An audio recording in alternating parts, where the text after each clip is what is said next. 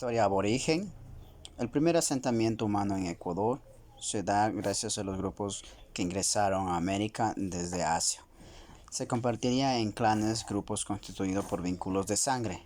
De las evidencias descubiertas por los arqueólogos en los diferentes sitios cavados en el territorio ecuatoriano, se ha podido inferir que la caza y la recolección fueron las formas de utilización de los recursos naturales de los primeros pobladores de Palo Indio.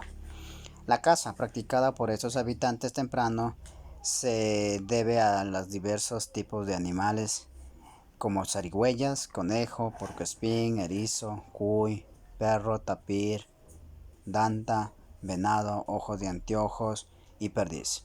En la costa, por lo contrario, donde el control de los recursos era más variado, la pesca se unió a la caza y a la recolección. Los instrumentos de caza más utilizados fueron las lanzas con puntas de piedra, aunque los cazadores también recurrieron a trampas y a los acorralamientos. Entre los materiales disponibles para la fabricación de los instrumentos de caza destaca el basalto, que se utilizó en la manufactura de instrumentos grandes, y la obsidiana, para la talla de los más delicados.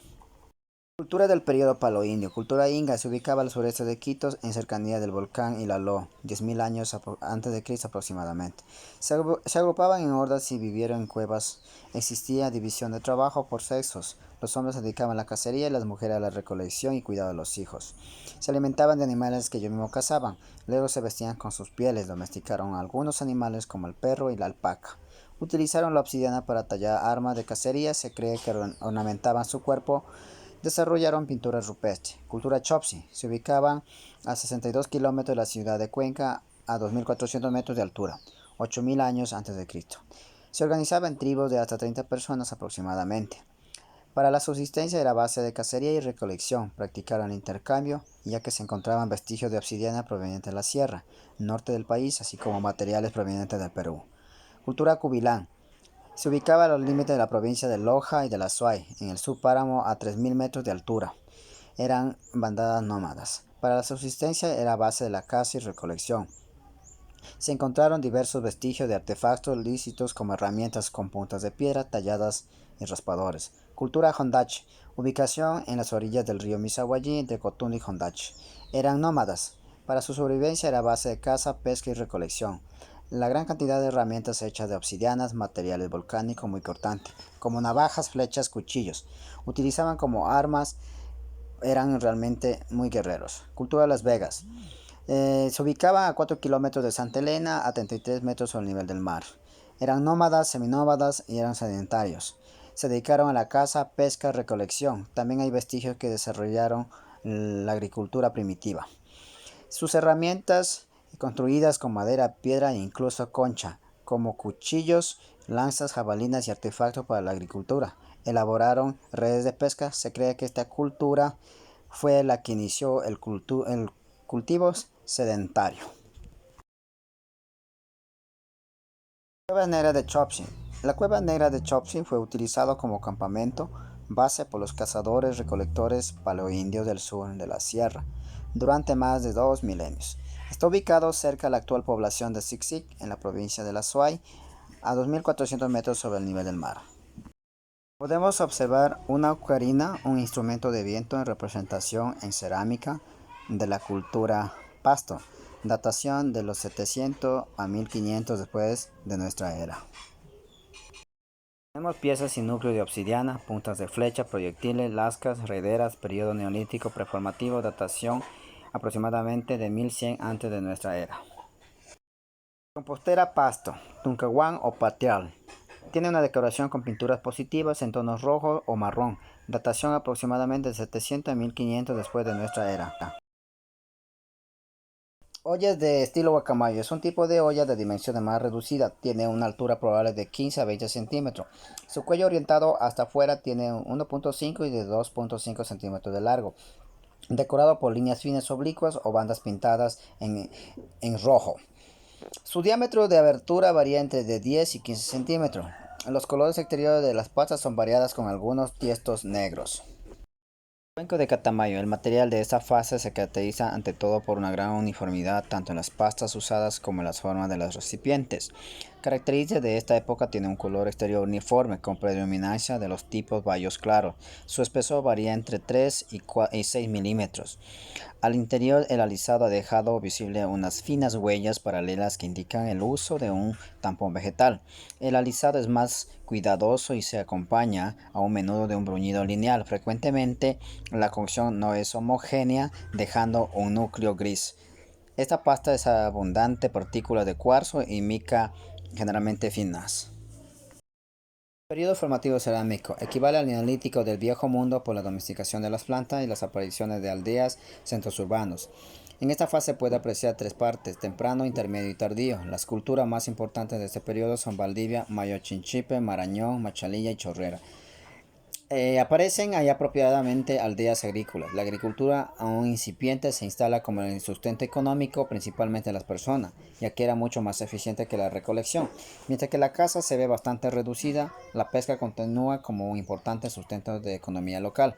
Aparecen otros inventos como el telar, que se utiliza piedra pulida para hacer figuras o monolíticos. Lo más importante de esta época es la cerámica. La cerámica más antigua de América está en la cultura Valdivia y es mucho más antigua que la cerámica de Colombia, México y Perú.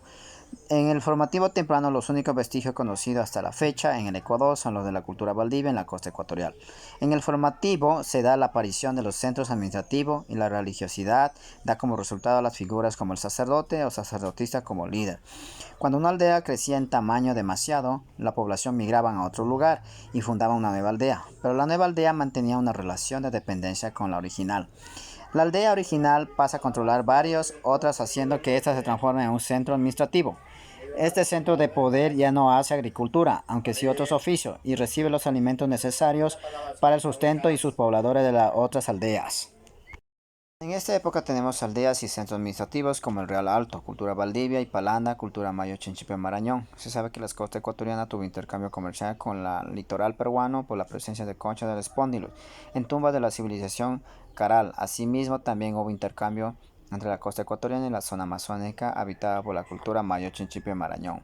Los centros administrativos eran poblados, generalmente constaban de casas para la clase dominante. En el caso del Real Alto, las casas tenían de 12 por 8 metros, eran ovaladas, tenían dos puertas, una a cada lado de la casa, divisiones internas y un fogón en medio. El formativo tardío tiene como culturas principales a Machalilla, Upano, Chorrera. Esta parte del formativo se caracteriza por varias cosas. Lo primero es la desaparición de la cultura Valdivia, que es reemplazada por la cultura Chorrera, y la cultura Machalilla, mientras que la cultura Mayo Chinchipe va desapareciendo, al mismo tiempo que va surgiendo la cultura Upano.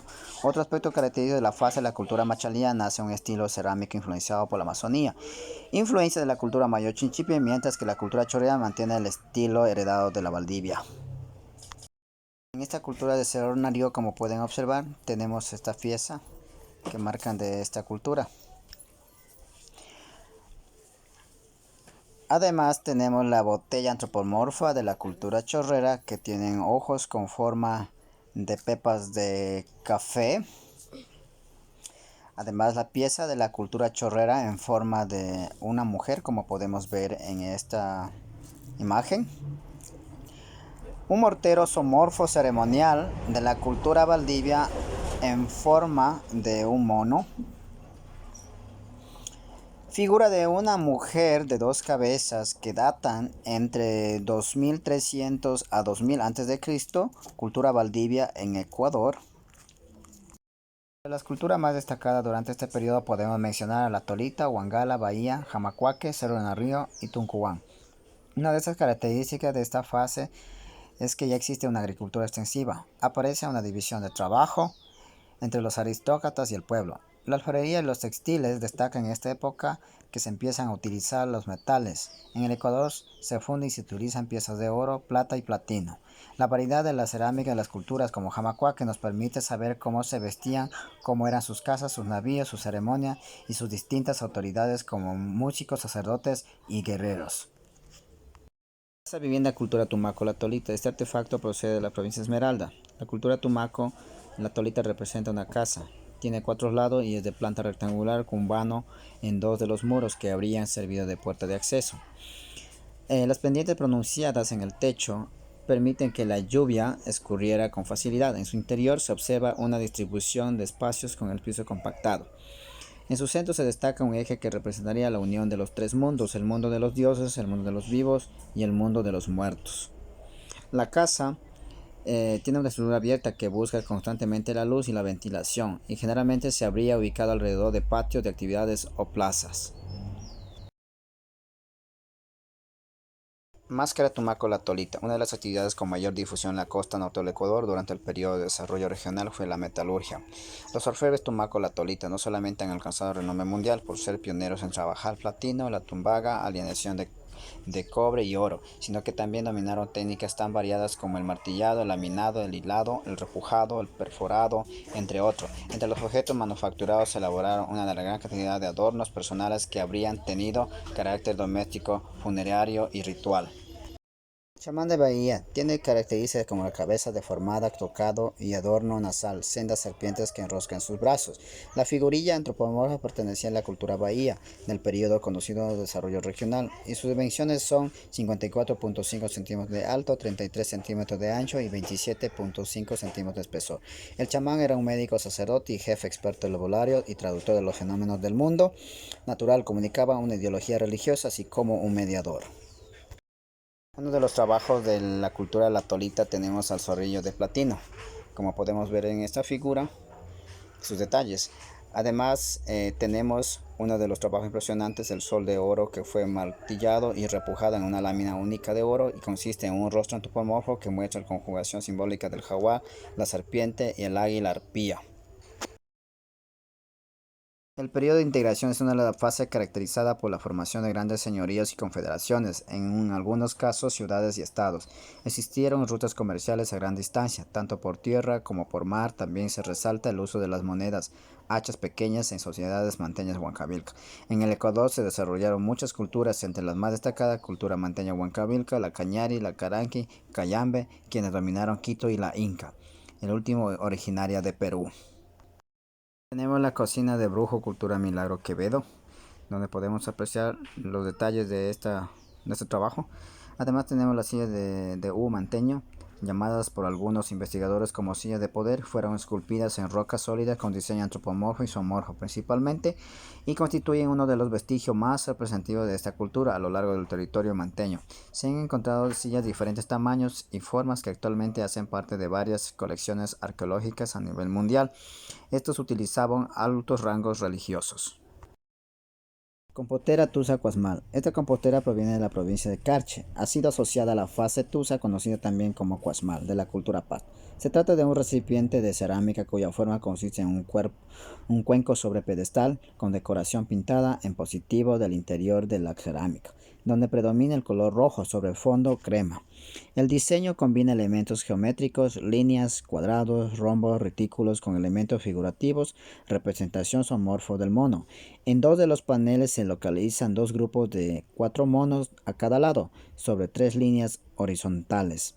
Si uno se guía por este eje, se observa que la representación superior es idéntica a la representación inferior, solo en posiciones opuestas. Los otros dos paneles, por su parte, están cubiertos por otro retículo idéntico, característica típicamente de la fase Tusa. Como podemos observar, tenemos aquí un hacha gigante de cobre que simboliza la acumulación de riqueza. En la orfebrería de la cultura Milagro Quevedo, la mayor parte de las piezas de Milagro Quevedo no son de elevado quilate, por lo contrario presenta un alto porcentaje de cobre, lo que probablemente indica que los metales no se obtuvieron por minería propia, sino que fueron adquiridos por comercio o trueque con vecinos. No hay duda que de pronto aprendieron que una aleación de oro con cobre tiene un punto de fusión menor que el oro o el cobre por separado. El hecho de tener que importar sus metales convirtió naturalmente las joyas en artefactos codiciados, y tanto el dueño de estas como el orfebre que las elaboró ocuparon un alto sitial dentro de la sociedad. La época aborigen es la primera etapa de la historia del Ecuador, que inició desde el momento en que aparecieron los primeros habitantes en su territorio, aproximadamente entre los años 15.000 y 12.000 a.C., y se prolongó hasta la llegada de los europeos a partir de 1534. Los estudiosos han dividido esta larga etapa en varios periodos: paleoindio, precerámico o edad de los recolectores, formativo, desarrollo regional, integración o periodo incaico.